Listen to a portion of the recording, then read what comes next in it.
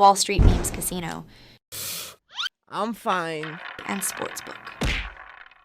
This is KUGAN CASSIUS for IFLTV. Today, mate. No, honestly. No. But like, no. I can't just do an interview at the drop of that. Like, things have changed, mate. You know, it used to be like, Ed, can we do something? Literally whatever I was doing, I would just drop and do an interview. But things have moved on. You know, the business has expanded. Life has changed. It's not just, Ed, can we do a bit in half an hour or in an hour or so? But and then you send me a voice note going, oh, mate, yeah, what I'm doing is I'm going out for a bite to eat at 4, and then I'll be back for like half an hour at 6:30. Can we do something then? No. Mate, do you know how many? Do you know normal people have to go through about 9 people just to speak to me? And you think you can just send me a WhatsApp with a specific time slot to do an interview? And then then I thought, what I'll do is I'll just do it tomorrow. And then you're like, mate, what is going on, mate? Mate, what is going on? And I'm like, I'm not going to drop anyone into this, yeah? But somebody on your team, IFL, a time of 4:30 today. And I was going to the football, and I just sent you a text message, when can we do it at 4 o'clock? If not, Colin will do it. That's what 4 o'clock your time? Yep. Well, that's 8 a.m. in Vegas. Yeah. And considering I've only just got here, I've got receipts. I've got receipts. I'm not going to drop him in it or her. I don't know who my team. I mean, you know, I've got gym sessions to do. To be honest with you. Anyway, enough of all that bollocks. How are you, mate? I'm good, mate. I'm good. A little bit of travelling around last few days here and now in Vegas. Looking forward to a really good show. I've got to say, the Fontainebleau, what a gaff. Yeah. What a place. Not just saying it because obviously we are staging their first ever boxing and live sporting event here. Yeah. The best hotel I've stayed at in Vegas by a mile. Really? By a mile, yeah. The facilities, the gym, the restaurants. Obviously, it's brand spanking new. The venue here. You know, we had the show at the Cosmo recently with Conor Benn. Similar kind of venue here, like 3,500. Beautiful setup, and looking forward to a really good card. But a lot of big fights for a lot of our stars coming through on Saturday night in Vegas. Richardson Hitchens taking on Gustavo Daniel Lemos. Did I pronounce his name right? Very good, very good. Yeah, 2 undefeated fighters. Hitchens is like, look, our 140-pound division is so strong at Matchroom, and he thinks he beats them all. This is a final eliminator for Subriel Matias. Obviously, Richardson's right up there with the WBC as well. Lemos is, what, 29-0? Most people know him for beating Lee Selby a while back, but never really boxed at the level of Hitchens. But he's, you know, mandated to have this final eliminator. It's going to be a tough fight. Diego Pacheco, who I think is the future of 168 pounds, going for his 10th knockout in a row. He's got a good fight as well. Galal Yafai's got a big step up. I just did the face-off downstairs with him. Mark Castro, first title. Sky Nicholson going for a world title in a great fight as well. It's a really good card. I've pushed for 5 TV fights on the main card before the bell action. So this is like a big night for a lot of our fighters who in the next 12 months you're going to see headlining in major fights, but they have to keep winning. Yeah. You mentioned Sky Nicholson. They're going for the vacant WBC featherweight title against Sarah Mahfoud. Good fight. Like, you know, Sky wanted to fight Amanda Serrano, and I think a lot of people thought that fight was too early for her. She didn't. Serrano decided to vacate the belt when Sky was mandatory. You know, I understand she's looking for those big fights, but this is the kind of fight that will make Serrano against Nicholson a big fight in the next, you know, 3, 6, 9 months. And Mahfoud is the second best in the division, basically, after Serrano on paper. She took rounds off Amanda Serrano. I think it was 97-93 when they fought. She came in at short notice. It's a really tough fight. I think it's a 50-50 fight, but you know, Sky has a chance to really build herself as a star with this win and get that WBC title. I missed a bit of a nightmare weekend for Australian boxing, to be honest with you, last weekend. I mean, it is flying Australian boxing, but obviously you had Tim Tszyu, Michael Zarafa, Liam Wilson, all got beat last weekend in America. So she's looking to bounce back and get the win. And, you know, there's a lot of fighters. That's obviously for a world title fight. Galal Yafai, I just said to him downstairs, you win this fight, within 1 or 2 fights, I want you fighting for the world title. I said in an interview yesterday, I really like the Galal Yafai Sonny Edwards fight. I think it's a tremendous fight for British boxing. Hitchens in line for a world title, Pacheco. Yeah, good card on Saturday night. A little bit of a sleeper. Yeah, what's the timings for it, Ed, on Saturday? So we're going to be live at around before the bell action. We'll be starting around midnight, just after UK time, with the main card starting around 2 a.m. Something like that. Yeah. So I'll post all the timings across my social. Main event around 4 a.m. I think main card around 1 a.m. actually. And like I said, 5 fights: Castro, Nicholson, Yafai, Pacheco, Hitchens. 5 TV fights. Bosh. Right. Let's do this in order now. So let's go back to just Saturday, obviously, just before the Fabio Wardley and Fraser Clarke fight. Sunday. Sorry, yes, Sunday. Bank holiday Sunday. Apologies. Just your thoughts on when you saw Adam Azim get in the ring with Shalom Eubank. Now, this is before, obviously, the news about Adam Azim vacating the EBU title. But what was you thinking when you saw Azim and Shalom Eubank in the ring? Nothing really. I mean, look, to be honest, like, we gave up on that fight a long time ago. I mean, Ben Shalom texted Frank Smith, I don't know, 2 months ago, 6 weeks ago, and said, we're not fighting Dalton Smith. But they never vacated the position. And that was the frustrating thing, the annoying thing, because we knew they were never going to fight Dalton. And obviously the performance against Zepeda made them shit themselves even more. So I think it was more just a frustration for us. You got to, you know, look, we're all in the sugarcoating game, aren't we, in the promotional business? We're all trying to spin a story or tell you, you know, and that was just, I don't know, desperation, but you sort of getting 2 blokes in a ring. I mean, apparently Shalom Eubank was called, you know, pretty much like on the day and said, like, get yourself to London. It didn't even really know what was going on, but you got to, I don't mind the move. It was just, they should have done it 3 months ago, really, because it just got a bit embarrassing. The other problem is they haven't actually got a signed contract with Shalom Eubank. And if I'm Shalom Eubank, I'm pulling their pants down and I'm making sure they pay me absolute top dollar. And Chris Eubank Sr. will do it because he knows what he's doing. He knows now that if they don't deliver the Shalom Eubank fight, they're going to look so stupid because it's not signed. So yeah, I don't mind it. You know, I mean, it just depends. I'm just about elite fighters and elite fights, and that is a decent little sort of English British level title fight. I don't hate the fight. It's just when you're talking about Dalton Smith and you're talking about Keyshawn Davis and you're talking about this and that, it just bites you in the arse a little bit when you basically know you can't beat those guys. So life and sport is about levels, and you got Dalton Smith, who's world class, and Adam Azim, who's British title level. But it's not to say he's not going to go on. He's a talented young fighter, but sometimes it can bite you in the arse because now you've got to negotiate the Shalom Eubank fight, and it's going to be expensive. Are you convinced that Dalton Smith would beat a Shalom Eubank right now? Yeah. What? Oh, was that a serious question? Yeah, yeah. I don't mind that fight with Shalom Eubank. No, I don't. Listen, if they would have done that, if they would have come out 2 or 3 months ago and gone, look, we're not ready for Dalton Smith, we're going to fight Shalom Eubank, I think it's okay.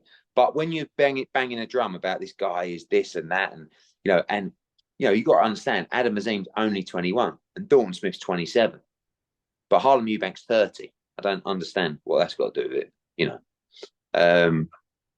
But as you saw, you know, they're selling the fight on Barry McGuigan, Chris Eubank, and it's got all those kind of narratives as well. I don't think it's a terrible fight. It's just that you can't say you're this and that and not fight at that level. But yeah, it's all right. I mean, I just think they played it badly, and it will just, you know, Adam Azim will just get a load of stick. But life moves on, and unfortunately, that's what will probably be the 5th fight that's been ordered between Boxer and Matchroom, that on 5 occasions they've pulled their fighter out of the fight. So I just don't like the victim, you know, we're just trying here, the whole world's against us here. Like, no, it's not.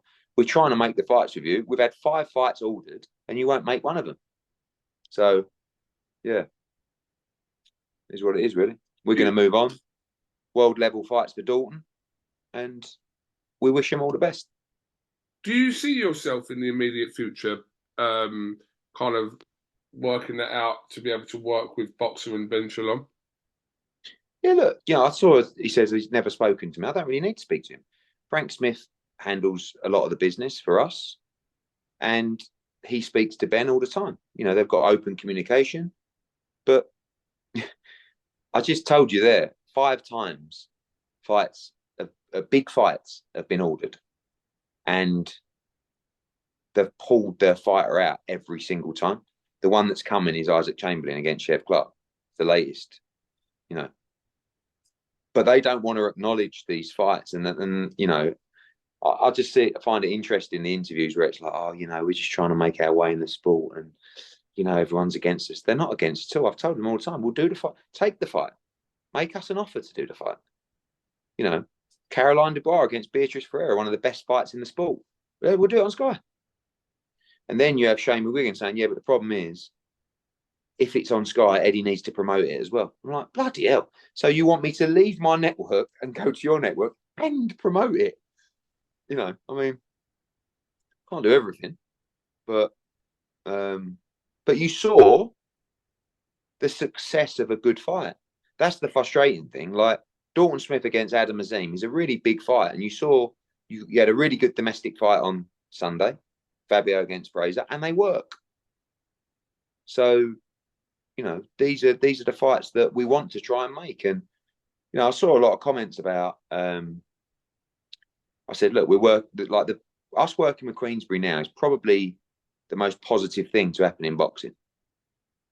It's like, oh yeah, well, money's brought you guys together. No, someone giving us a clip round the ear hole and saying, what are you two doing, has really done that. And yes, there's a lot of money involved for our fighters, but now we're doing it. We are all saying to ourselves, this is great. And, you know, there'll be a big fight announced soon between Queensberry and Matchroom, actually, that we concluded a deal a week ago or so ago. Nothing to do with a 5v5, nothing to do with Saudi Arabia. We are talking all the time. I made George Warren an offer today for another fight, you know, a British Championship fight.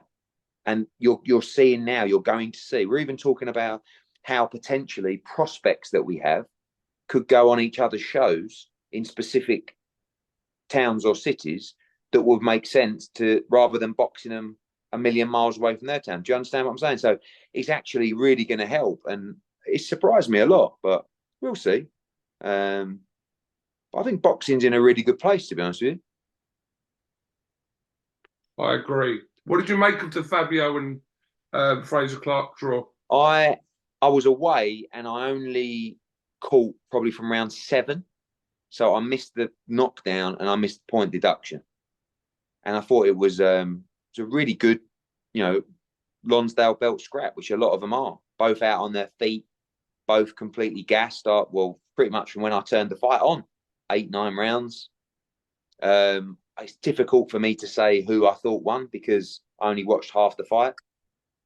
I think the part of the fight that I watched, Joyce did the better work. Sorry, Fraser did the better work, but Fabio knocked him down and he had the point deducted. So, you know, sounds like no one really argued with a draw. And I think I phoned Johnny Fisher after and I said, mate, we've got to get you in these fights, because I would fancy Johnny Fisher against those boys as well. And I want to get him in that domestic mix. And fair play to Fabio, fair play to Fraser. You know, both showed a hell of a lot of heart.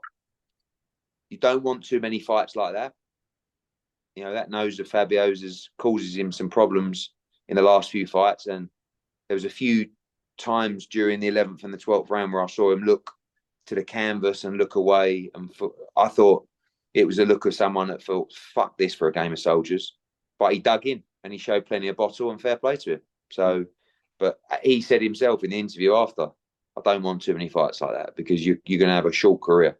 But we've got to give them massive respect because both show great hearts. Boxer released some viewing figures. Did you see that? Yeah. What did you make of them? Yeah, positive. What was it, 700,000? Peak audience of 746. Yeah. Average of 438 and a reach of 1.7. Yeah. 1 point. Yeah, forget the reach, but the average 400 and the peak 700. I mean, they're really pushing it hard across so many channels now. So what was it? It was on Main Event. I think it was on Action. It was on Mix. It was on some other free. It's free, completely free to watch now. So, but great. I think they should do that. I think it's great for boxing. The more channels they put it on, doesn't matter if the audience is cumulative across those 4 or 5 channels. It's still great numbers.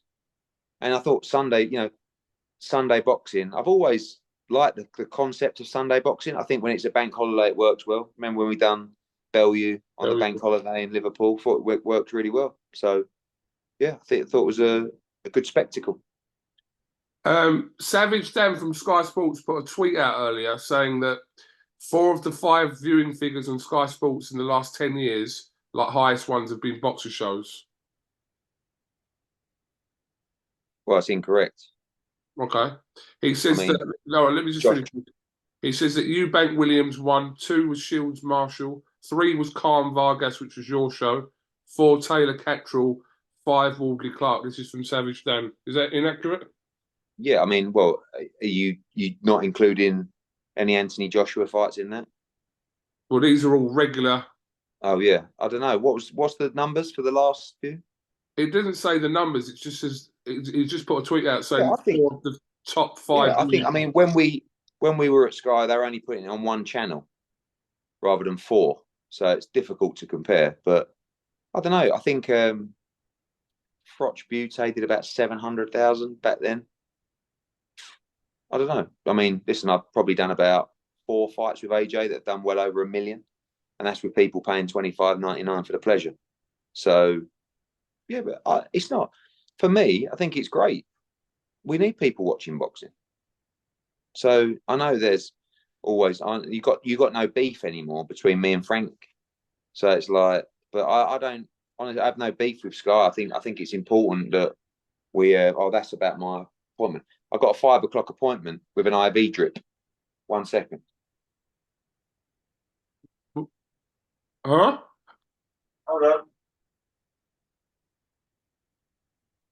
Hello. Yes, hi. I'm just running about 10 minutes late, if that's okay. I'm on my way down now. All right. Thank you. Cheers. Bye. Yeah. I'm having an IV drip. For what reason?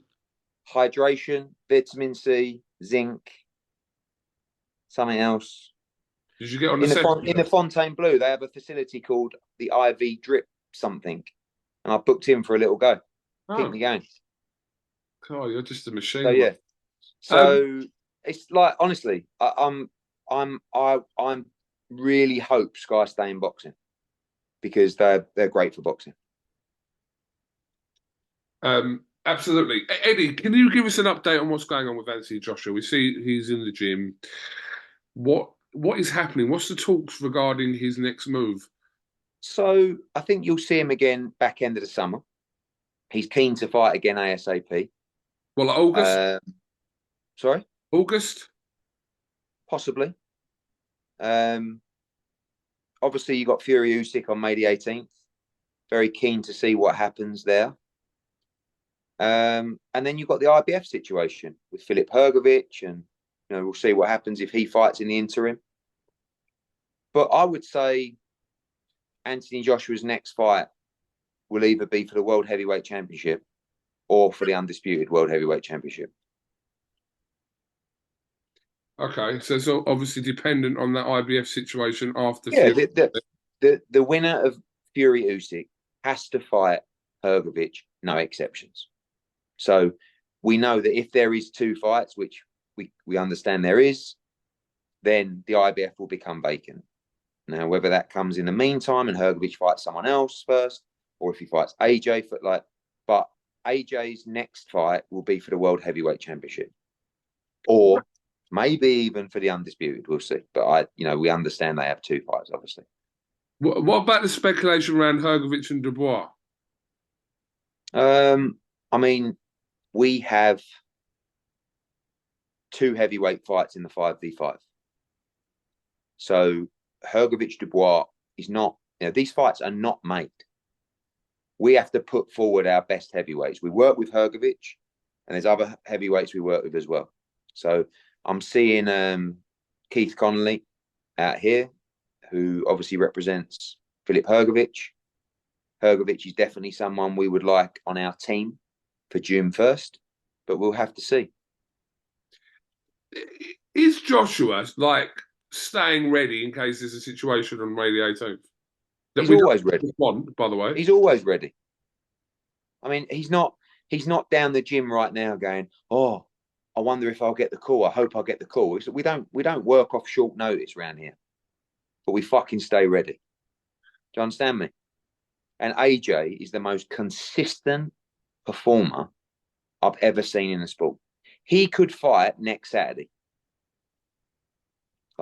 His dedication to the sport, his professionalism, unbelievable. And as I said, we stay ready round here. You get me? Yes, bruv. The press conference on April the 15th.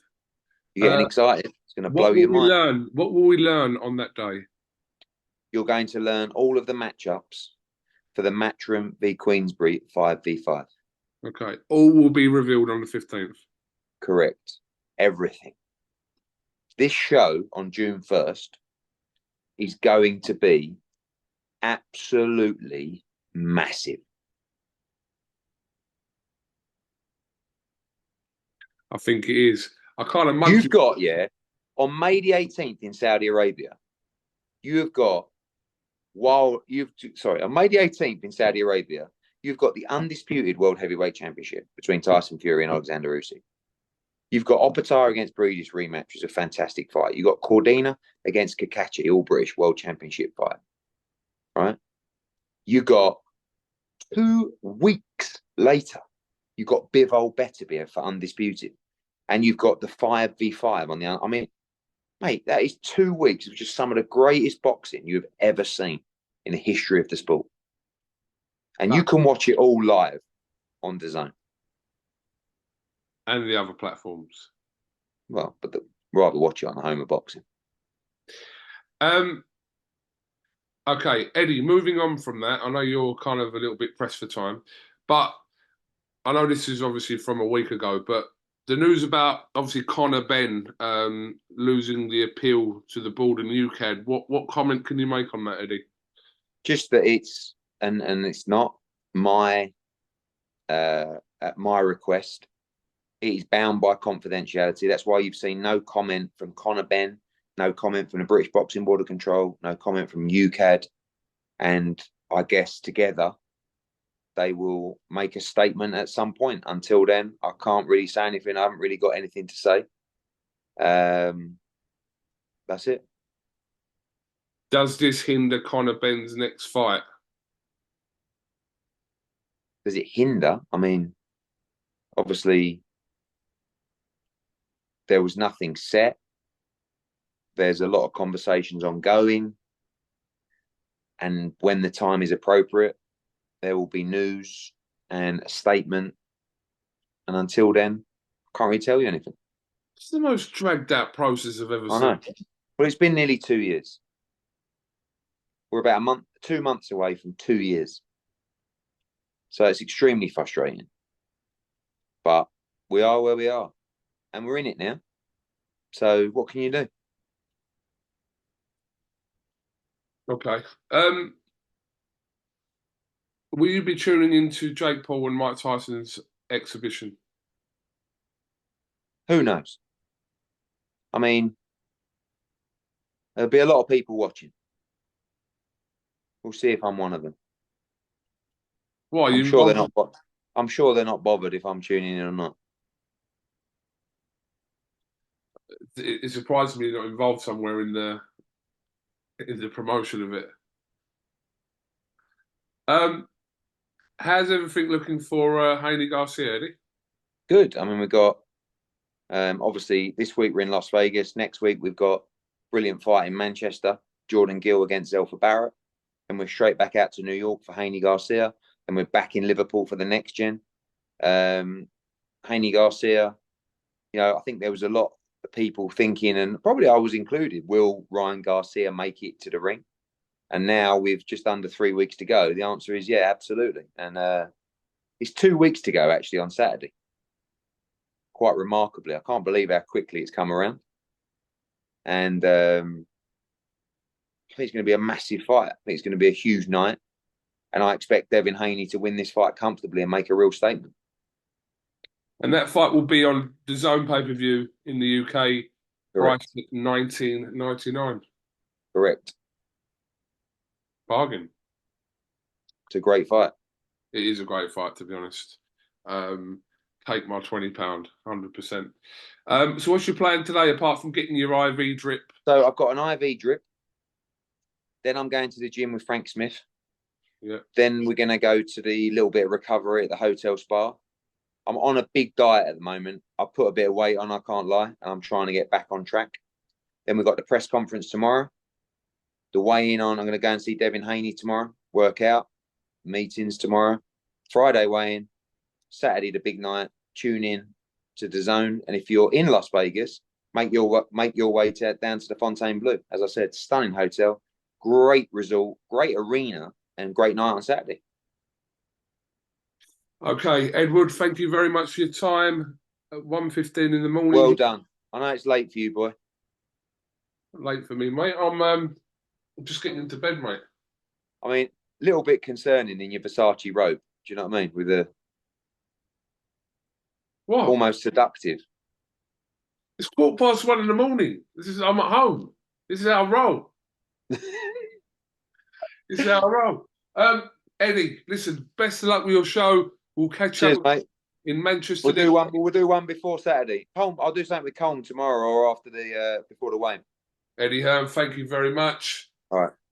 Speak to you later. Speak to you soon, mate. Cheers, mate. Bye. Wall Street Memes Casino I'm fine. and Sportsbook.